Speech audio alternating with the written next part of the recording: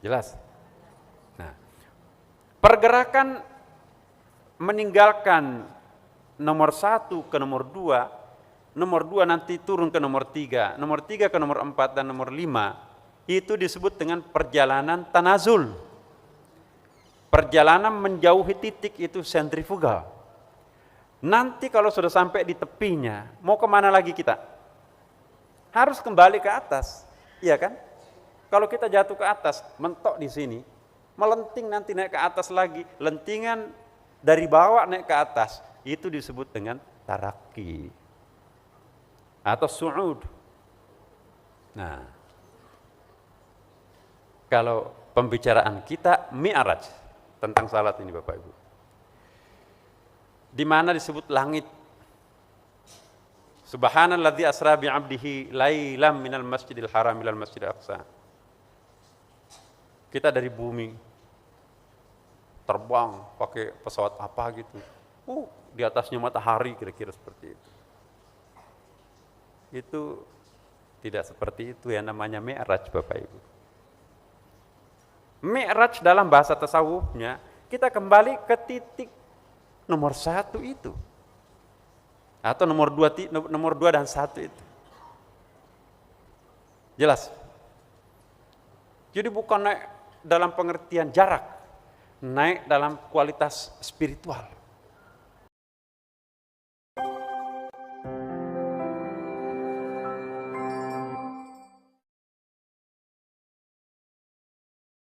Pernah kita membahas al-hadarat, artinya wujud eksistensi,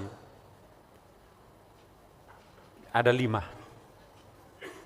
Ini macam-macam teori Bapak Ibu sekalian. Saya ingin memperkenalkan yang umum kita fahami di Sunda Kelapa ini, al-hadaratul khamsah.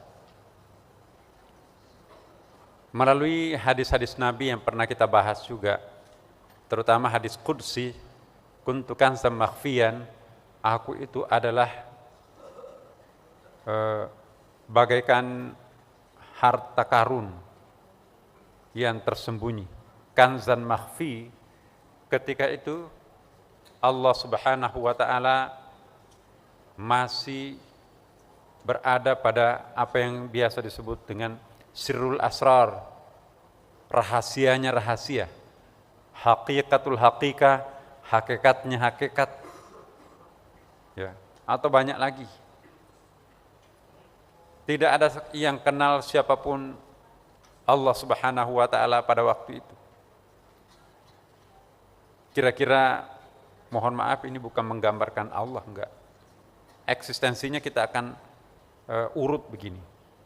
Inilah yang disebut dengan ahadiyah. Mana ini kursun?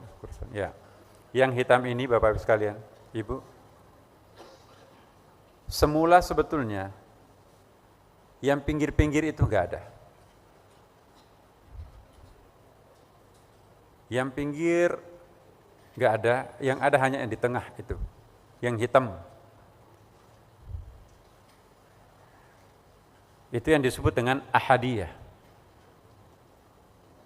Allah Subhanahu wa ta'ala semula hanya seperti itu, dia yang maha dia sendirian, ahad, benar-benar ahad. Maka di dalam hadis disebutkan, aku ingin melihat diriku, ini bahasa tasawuf, dalam hadis itu ada, maka aku memanifestasikan diriku di dalam bentuk yang lingkaran kedua. Lingkaran kedua ini itu wahidiyah, nomor 2. Jelas ya? Ini enggak keluar kursornya. Jadi antara lingkaran 1 dan 2 itu sesungguhnya itu bukan alam.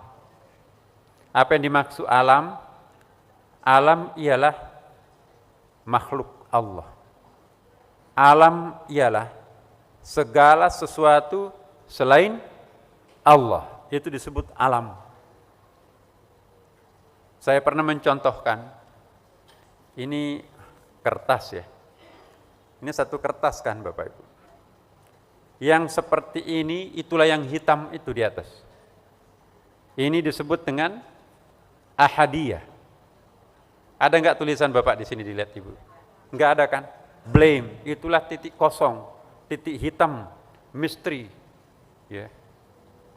Secret of the secret, sirrul asrar, haqaiqul haqaiq, hakikatul haqaiq. Lalu Allah ingin mengenal dirinya, lalu memperkenalkan dirinya, jadilah seperti ini. Ada tulisan kan Bapak? Kelihatan ada tulisan kan? Berapa kertas? Satu kan? Tapi mempunyai both side. Side atau halaman apa ya? Ya, ini halaman ini enggak ada isinya kan? Ini ahadiyah.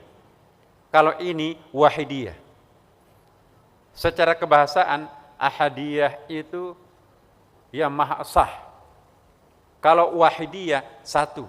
Apa bedanya yang maha esa dan yang satu? Kalau satu ada turunannya menjadi 2, 3, 4, 5 dan seterusnya.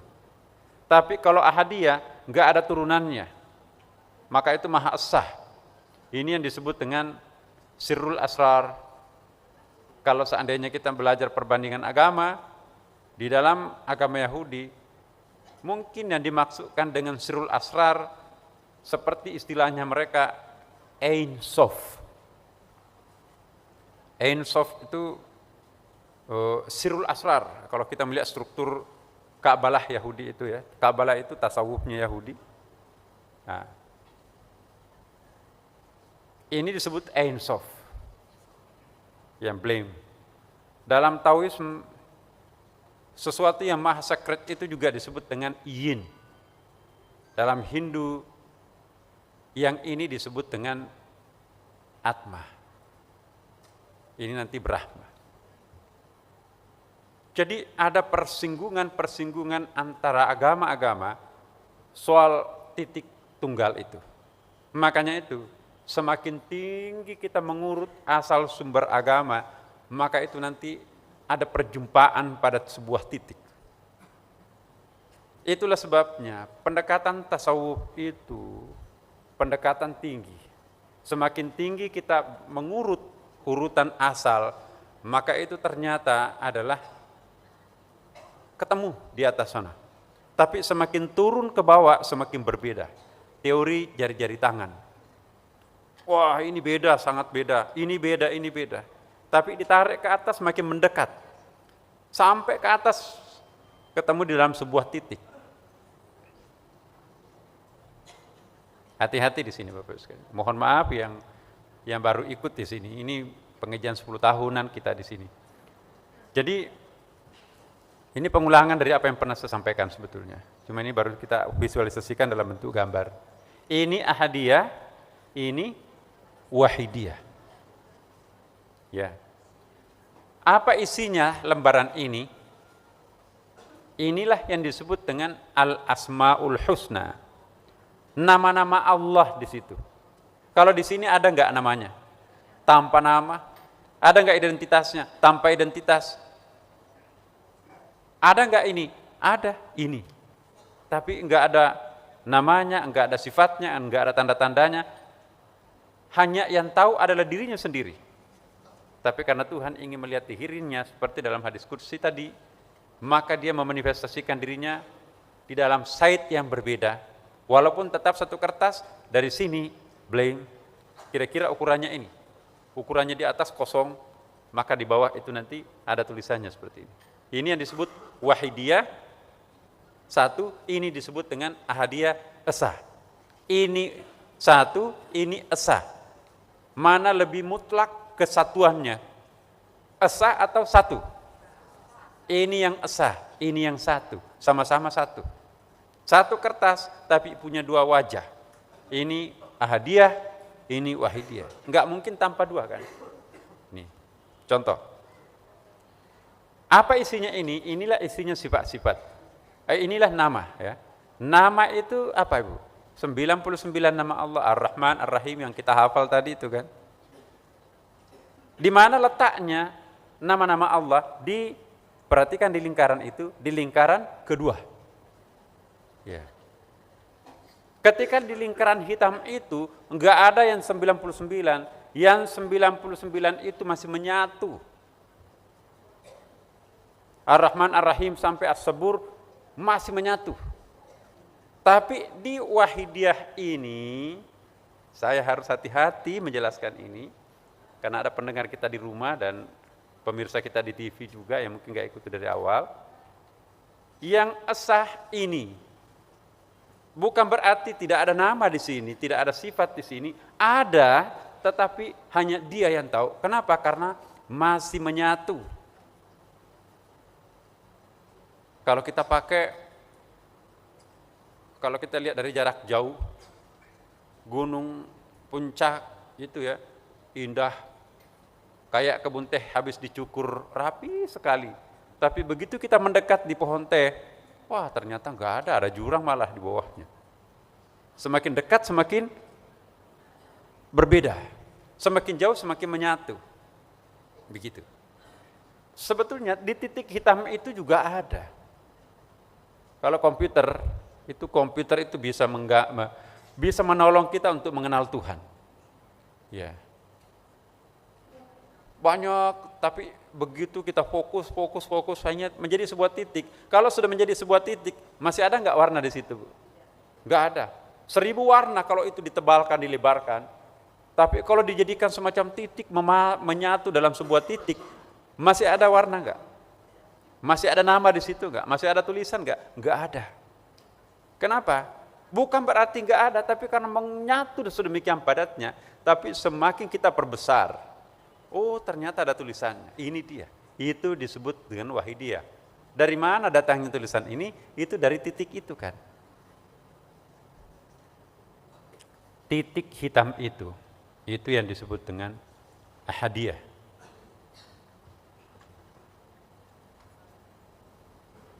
Ya. Begitu padatnya sehingga kita tidak melihat apapun. Tapi bagi diri yang terlihat itu tetap enggak ada kurangnya. Masih tetap seperti itu. Ya. Tapi yang tahu hanya dia sendiri. Jelas? Nah. Tapi karena ingin melihat dirinya sendiri. Ya, meminjam bahasa hadis ini. Lalu ia memanifestasikan dirinya dalam bentuk seperti ini. Artinya ada warna tulisan di situ. Isinya apa? Itulah yang disebut dengan nama-nama Allah. Al-Asma ditambahkan Al-Husna, nama-nama indah Allah Subhanahu wa ta'ala. Berapa? 99. Oke, itu versi Sunni. Nanti teman-teman kita dari Syiah itu jumlahnya bisa berbeda. Tapi intinya adalah ini. Ini disebut dengan Wahidiyah.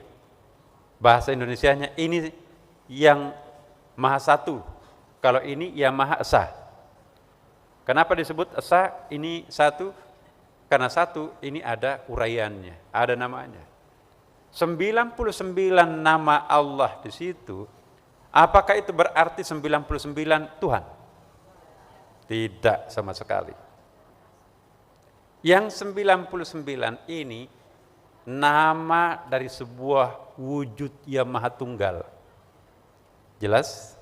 Oke. Apa nama-nama itu, Bapak? Ar-Rahman sampai As-Sabur. Iya.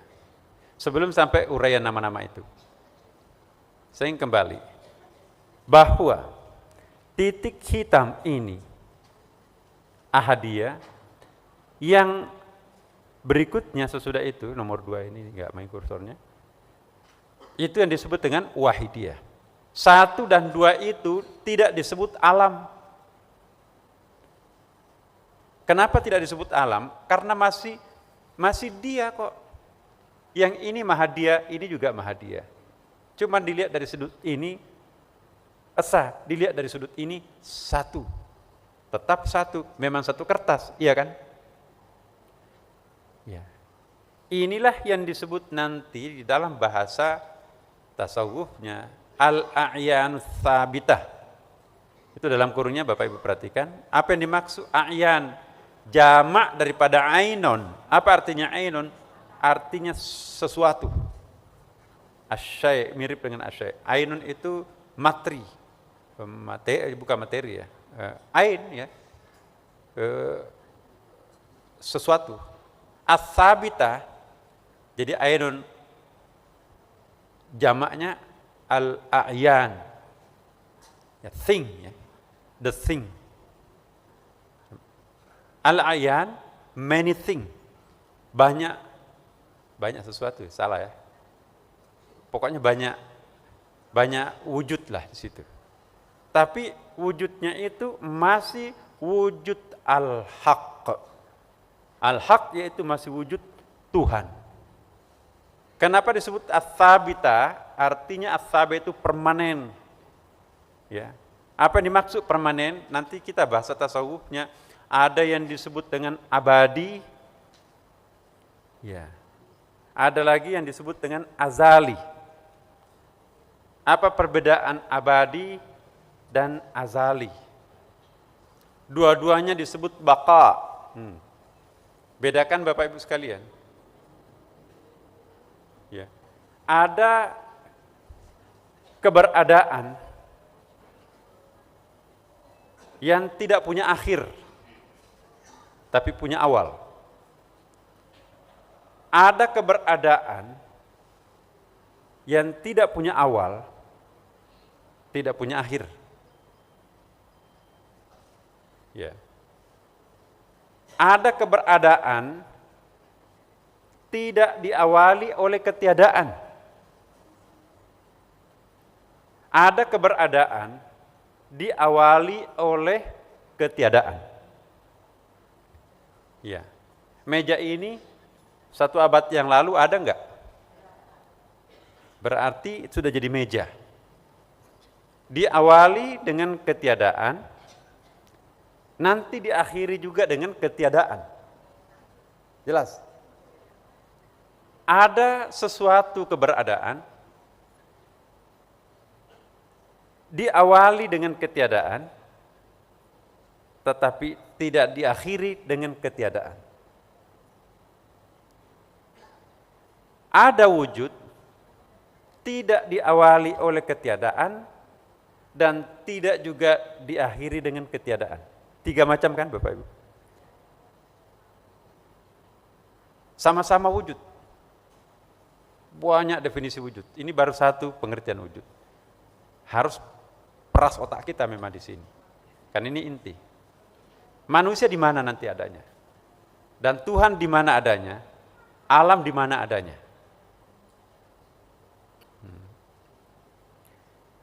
1 dan 2, perhatikan lingkaran itu. Lingkaran dalam itu inti namanya.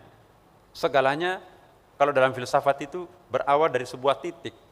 Dari titik yang satu itu padat yang sungguh sangat padat. Kalau mencapai puncak kepadatannya itu kan meledak. Kayak bom itu. Bom itu kan teori pembuatan bom itu kalau mencapai puncak berat jenis yang sangat dalam, itu nanti akan saatnya meledak. Tinggal carikan pemicunya. Kalau ada pemicunya nanti itu akan meledak. Taruhlah sumber ledakan itu baut, paku, segala macam. Maka begitu terjadi ledakan, baut, besi-besi, berterbangan, tembok ini bisa retak-retak karena kencangnya desakan itu. Tapi bundaran ini kayak balon ya.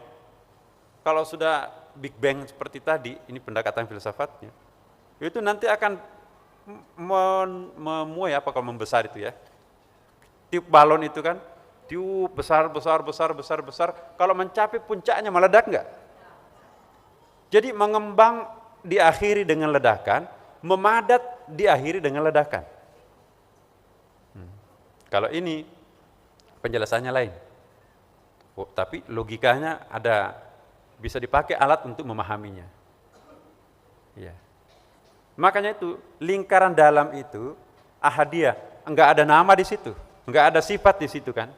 Tapi lingkaran kedua, dan itu merupakan satu mata uang, kalau kita contohkan mata uang, tapi di situ ada nama. Nama-nama itulah nanti yang disebut dengan al-a'yan as-sabitah. Antara lain itu ya. Ada 99 kan? Yang 99 ini permanen enggak? Apakah nama itu permanen atau enggak permanen? Karena namanya yang permanen tentu permanen juga kan? Kalau aku tidak permanen, maka nama aku tidak permanen. Kalau Allah maha permanen, apakah namanya juga permanen? Makanya itu disebut as-sabita, permanen. Entitas permanen bahasa Indonesianya. Permanent entity. Sampai di sini jelas, Bu? Saya lanjutkan kalau sudah jelas. Oke. Sekarang kita akan lanjut, karena tadi ngangguk udah jelas. Nanti dilanjutkan lagi akan datang. Jadi gini, nama Allah di situ antara lain adalah Ar-Rahman, Ar-Rahim, apalagi Al-Malik, Al-Mulk dan Al-Qudus sampai As-Sabur, Bapak Ibu, 99. Ya, itu adalah nama Allah. Dan setiap nama Allah itu menuntut tanggung jawab, menuntut adanya efek. Ya, contohnya Allah itu Ar-Rahman, Maha Pengasih. Maha Pengasih itu kepada siapa Maha Pengasih? Apakah kepada dirinya sendiri? Enggak. Allah Al-Wahhab, Maha Pemberi. Apakah Allah bisa disebut Maha Pemberi kalau enggak ada objek yang diberi? Bisa, iya, tapi dalam konsep, tapi enggak ada dalam kenyataan. Kalau sesuatu yang ada di konsep tidak ada dalam kenyataan, apa itu sempurna atau enggak? Nah, Allah sempurna enggak? Sempurna. Kalau Allah maha sempurna, maka setiap nama-nama itu harus menuntut pengejawentahan. Apa itu pengejawentahan? Apa itu, Pak? Manifestation itu ya. Manifestasi. Karena setiap nama itu menuntut manifestasi, perwujudan, menuntut aktualisasi, lahirlah lingkaran ketiga. Disitulah mulai muncul makhluk. 1 dan 2 itu enggak ada makhluk di situ. Makhluk artinya terciptakan. Yang lingkaran 1, 2 itu tetap satu, dia juga. Cuma di sini namanya Ahad, di balik begini namanya Wahid. Tapi dia juga kertas ini. Nah, untuk lingkaran yang ketiga itu disebut dengan al-a'yanul kharijiyah. External existence. Wujud eksternal. Kenapa disebut eksternal wujud? Karena di luarnya kertas ini. Kalau ini bukan makhluk karena dia. Tapi dia yang ada di lingkaran luar itu nanti, apakah masuk bagian dari sini? Sebetulnya bukan dia, tapi tak terpisahkan dengan dia. Dari mana datangnya yang lingkaran ketiga? Dari sini. Manifestasi dari nama-nama tadi. Iya kan? Pertanyaannya, apakah langsung jadi semua makhluk seperti ini? Tidak. Yang paling pertama Tuhan ciptakan itu dalam hadis dan dalam ayat. Disinilah kita berjumpa dengan Nur Muhammad. Malam Jumat Bapak Ibu sekalian. Dulu mohon maaf, pengetahuan seperti ini enggak diobrak kayak begini. Satu persatu. Tapi saya mohon kepada Allah, mudah-mudahan ini tidak salah apa yang kita lakukan di sini. Sebab sampai kapan umur kita jalan terus? Karena kalau ini enggak dibuka kepada publik, siapa yang tahu? Dari orang perorangan umat Islam kita 200 juta kok. Kalau hanya yang dalam kelambu itu yang diberikan kesempatan untuk tahu kapan khatamnya yang lain. Meskipun saya juga enggak ada apa-apanya Bapak Ibu. Saya tuh sekuku hitam pun nggak pantas betulnya ngajarkannya kayak gini. Ya, inilah yang disebut dengan Nur Muhammad. Apa artinya Nur Muhammad? Banyak sinonimnya. Itu biasa juga nanti disebut dengan Nufusur Rahman. Ya, apa itu artinya nufus? Ya, napas-napas keilahian. Kemahapengasihan di situ. Dalam hadis lain disebutkan yang paling pertama Allah ciptakan itu al-ayanul kharijiyah, external existence ialah al-qalam. Nun wal qalami wa ma yasturun, jadi pena. Sepanjang ada kejadian maka pena itu tetap menulis. Ya. Dalam hadis lain disebutkan yang paling pertama Tuhan ciptakan itu titik yang ditulis oleh kalam itu sendiri. Jadi kalam yang menuliskan setetes, lalu tetesan tinta itu menjadi sebegitu padatnya, itulah yang mengalami apa yang disebut dengan dentuman awal. Oleh dunia filsafat disebutkan seperti itu. Lalu partikel-partikel sebagai efek pecah dari titik itu mengalami expanding universe, pembengkakan, pembesaran.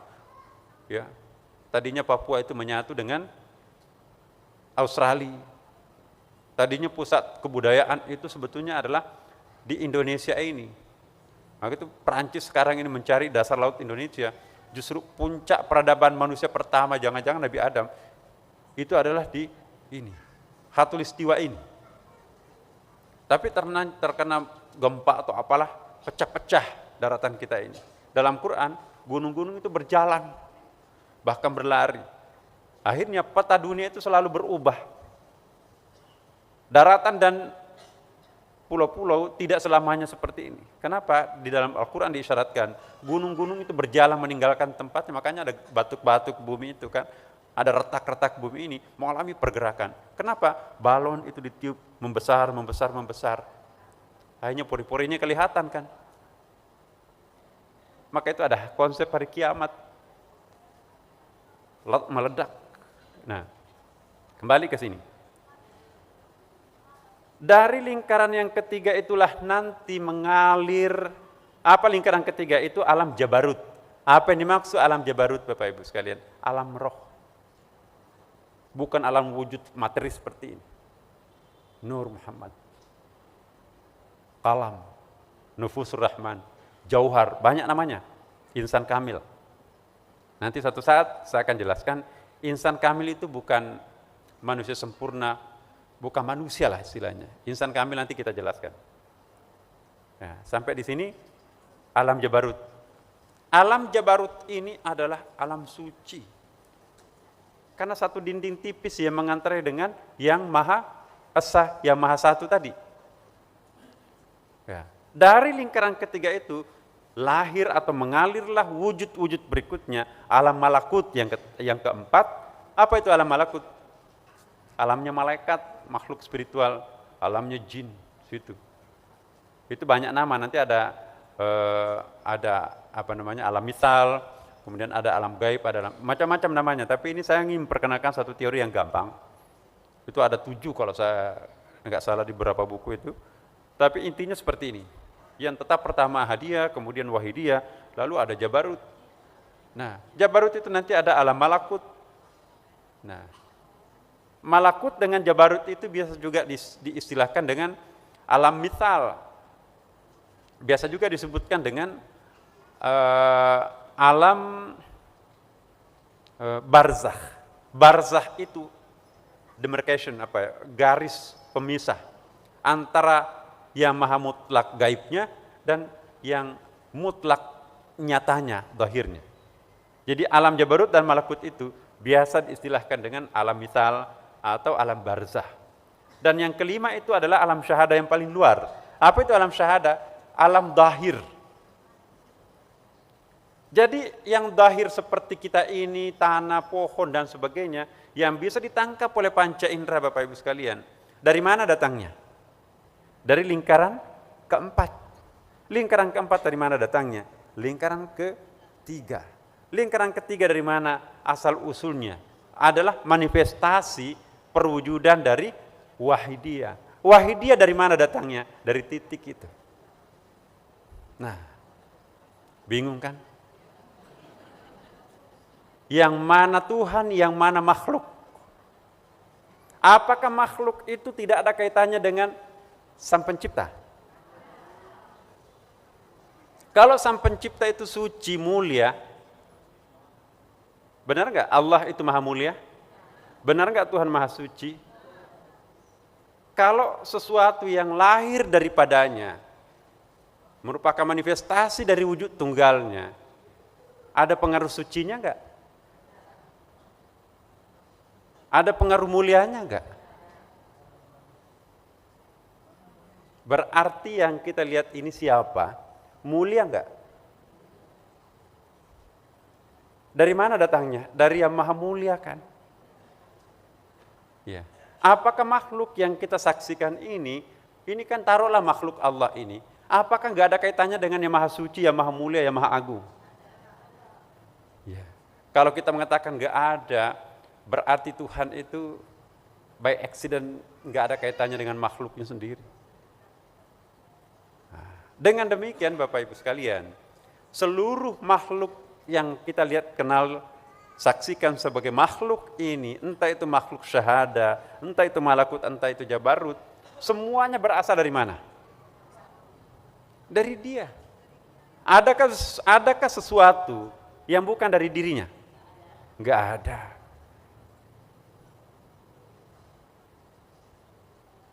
Nah, sekarang inilah yang disebut dengan tanazul. Suatu pergerakan meninggalkan titik inti menuju ke 1, 2, 3, 4, 5 itu disebut dengan tanazul. Turun. Tanazul itu perjalanan, as-sair, perjalanan spiritual. Jadi kita itu setiap hari walaupun tidur berjalan Bapak Ibu. Ada dua macam perjalanan. Ada perjalanan dari atas ke bawah, itu yang disebut dengan tanazul, dari atas ke bawah.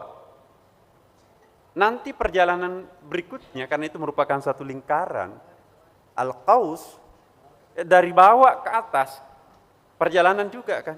Dari bawah ke atas itu disebut dengan taraqi. Biasa juga disebut dengan su'ud, mendaki ke atas. Jelas? Jelas?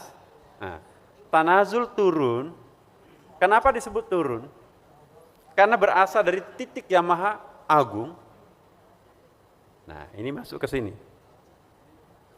Qausun nuzul. Ya. Jadi suatu pergerakan dari titik inti menjauhi titik itu disebut, bahasa Inggrisnya mungkin paling tepat ya, centrifugal. Satu pergerakan yang mendekati titik naik ke atas itu yang disebut dengan sentripetal. Ini saya pinjam bahasa Inggris nih, karena bahasa Indonesianya nggak tahu. Ya, jadi belajar seperti ini harus meminjam bahasa asing, apa bahasa Arab atau bahasa Inggris. Karena bahasa Indonesia kita itu miskin untuk bisa memahamkan kepada kita hal-hal seperti ini. Contoh, sentrifugal. Minal haq ilal haq. Apa artinya al-haq? Allah kan? Al-khalq makhluk. Kenapa disebut seperti itu? Lihat gambar. Dari mana datangnya wahidiyah? Ahadiyah. Dari mana datangnya alam jabarut? Dari wahidiyah. Jadi ada perbatasan di situ tipis antara jabarut dan wahidiyah. Yang ketiga, 4, 5 itu disebut alam, tapi 1, 2 bukan alam. Jelas?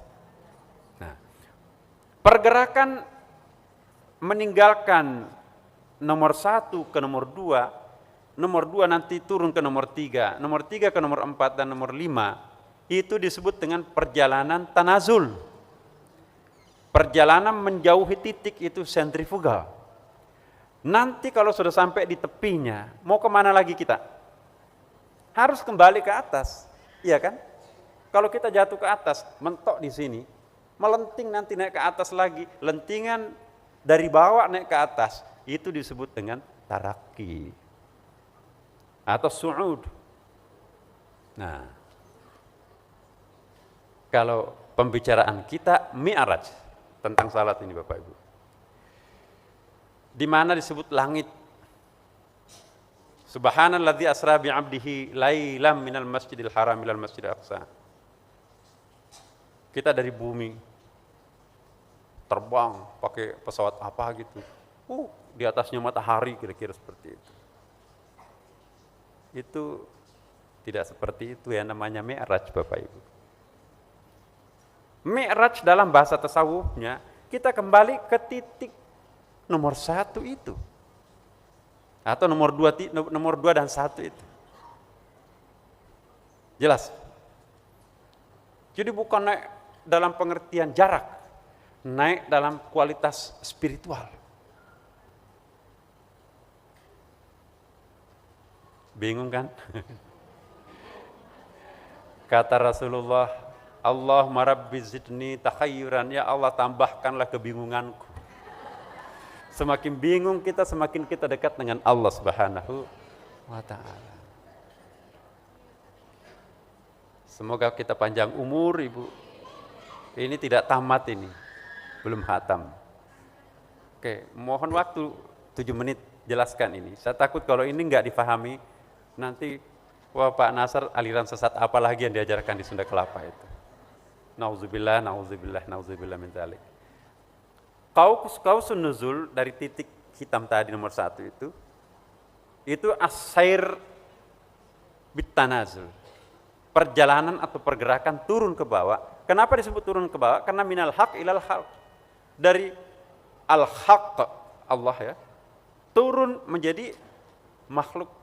Turun makhluk paling tabi'i, itu paling materi. Ya. Puncak daripada penurunan itu ialah alam materi. Alam materi itu manusia, jasad itu. Maka itu kalau mau naik kembali ke atas, tidak ada cara lain, harus mati.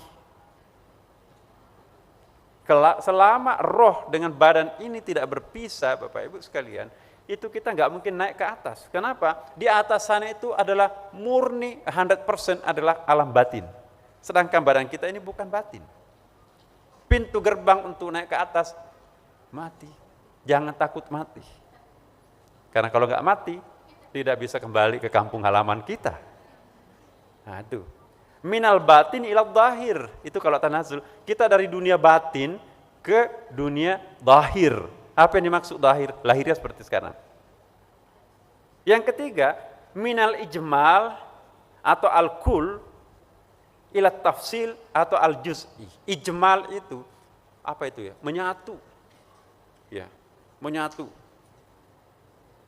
Pemadatan di situ.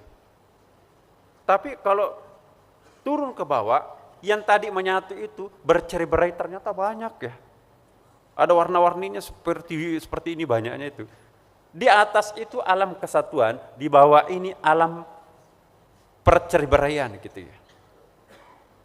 Nah, di atas itu adalah sifatnya generik, di bawah ini adalah spesifik.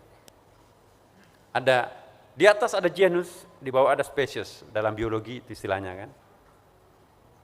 Minal maqamil jam'ah ila maqam al-kasrah. Kalau di atas itu hanya satu titik kan. Di bawah ini ternyata titik itu setelah melalui pecahan-pecahannya, partikel-partikelnya, ada yang jadi matahari, ada yang jadi bumi, ada yang jadi bulan, bintang dan sebagainya, banyak sekali. Ketika menjadi satu, berapa? Hanya satu kan? Tapi begitu turun ke bawah, macam-macam. Ada Mars, ada Sunda Kelapa. Nah gitu. Ada ibu-ibu, ada sab pertama, nah, ada warna-warni. Ya. Semakin ke bawah semakin berbeda, berpecah-pecah, bervariasi. Tapi semakin ke atas akan menjadi satu kan. Jadi kita dari alam single ke alam plural di bawah. Makanya itu ada panggilan Tuhan, ta'alau ila kalimatin sawa, naiklah ke atas dalam common platform. Jadi kita sering salah terjemah, mungkin bukan salah, saya yang salah kali ya. Terjemahan Kementerian Agama termasuk ya. Kalau ada konflik, ada firman Allah Ta'ala ila kalimatin sawa, kemarilah kita menyatu dalam suatu titik pertemuan. Padahal di situ dari kata al artinya naik ke atas. Kalau naik ke atas kita yang berpisah-pisah, yang konflik-konflik ini menyatu di atas kan. Jadi kalau ingin tidak mau konflik, naik ke atas. Semakin turun ke bawah, semakin rendah martabat ilmu kita, peluang berbeda pendapat besar sekali. Semakin pintar orang itu semakin naik ke atas, perbedaan pendapatnya ada perbedaan, tapi akur. Kenapa akur? Tidak perlu dipertentangkan, tapi semakin ke bawah mempertentangkan yang berbeda kan. Sedangkan yang di atas mempertemukan yang berbeda. Mempertemukan yang berbeda itu disebut Qur'anon. Ya. Memisahkan yang bersatu itu disebut dengan Furqanon. Alam atas itu alam Quran, alam bawah alam Furqan. Dua-duanya kita butuhkan. Kita butuh ijmaliyahnya, kita juga butuh detailnya, juz'iyahnya. Nah, di atas itu kan batin ya. Otomatis hukum-hukum yang berlaku di atas sana, apa hukum batin atau hukum zahir? Nah, kalau di sini orang berbuat salah, di penjara enggak, Bu? Penjara. Dihukum tembak enggak? Iya. Digantung enggak? ISIS gorok enggak? Ya, itu fisik kan? Karena ini alamnya fisik. Kalau di atas itu bukan alam zahir tapi alam batin. Dengan demikian yang di atas sana Bapak Ibu, apa yang dihukum? Badan enggak ada, hancur di tanah itu kan. Kenapa? Karena memang di situ alamnya lain. Maka itu surga dan neraka dalam perspektif tasawuf adalah dunia batin, bukan dunia zahir. Nah, di sini kita beda fikih sedikit ya. Fikih mengatakan kan nggak adil, masa lainnya mencuri, lain disiksa di sana. Dijawab oleh tasawuf, nggak begitu, tetap substansinya. Roh di sini sama juga roh yang ada di sana nanti kok. Panjang urusannya. Ini 3 tahun di kampus Ibu. Berapa semester tuh? 1 program studi malah. Nah, lalu al-hadratul ilmiyah ila hadratul ainiyah. Nanti kita jelaskan. Jangan dulu sangat jelas sekarang karena waktu kita terbatas. Kalau al-qausus su'ud atau taraqi naik ke atas. Ini kan tadi yang sebelah kiri itu turun kan Bu ya. Bapak, yang ini naik ke atas. Minal khalq ilal haq, kebalikannya. Dari makhluk ke innalillahi wa inna ilaihi raji'un, kembali ke atas. Minal zahir ilal batin, kita sekarang lahiriah, naik ke atas nanti batin. Ya. Minat tafsil al juz'i ilal ijmal al kulli, dari bercerai-berai, berbeda-beda, berkomponen, naik ke atas menjadi satu. Minal furqan, dari yang berbeda-beda, ilal Quran, di atas itu kompak menyatu. Ya. Minar rahmaniyah, ya, ilal rahimiyah. Rahmaniyah itu adalah rahmat universal generiknya Allah. Di sana nanti rahmat spesialisnya Allah. Rahmat rahimiyah. Minal hadarah al-ainiyah, partikel-partikel berpisah, ilal hadarah al-ilmiyah, nanti menjadi lebih abstrak. Jadi siklus perjalanan anak manusia itu Bapak Ibu, turun ke bawah itu disebut qausun nuzul. Pergerakan meninggalkan titik itu disebut sentrifugal. Nanti ada pergerakan lanjutan mendekati titik itu disebut dengan sentripetal. Qaus as-su'ud. Isra Mi'raj adalah naik ke atas. Iya. Terlalu lama frekuensinya kalau kita hanya menunggu jalan-jalan konvensional untuk naik ke atas siklusnya. Tapi kalau salat Bapak Ibu sekalian turun naik. 5 kali kita mendaki setiap malam. Kalau kita 5 kali mendaki ke atas, jauh nggak kita dengan Tuhan atau tidak? Orang nggak pernah salat jauh. Walaupun pada akhirnya nanti siklusnya akan ketemu. Orang itu kalau salat Bapak Ibu sekalian, frekuensi kembalinya itu. Inilah Isra, inilah Mi'raj, perjalanan mendaki ke atas. Subhanallah. Banyak ayatnya tidak sempat saya jelaskan. Sekarang Bapak Ibu ini sudah lewat jam 8.15 menit. Mohon maaf kalau ada yang mungkin kurang jelas, tapi insya Allah kita akan perjelas lagi nanti pada pertemuan kita yang akan datang.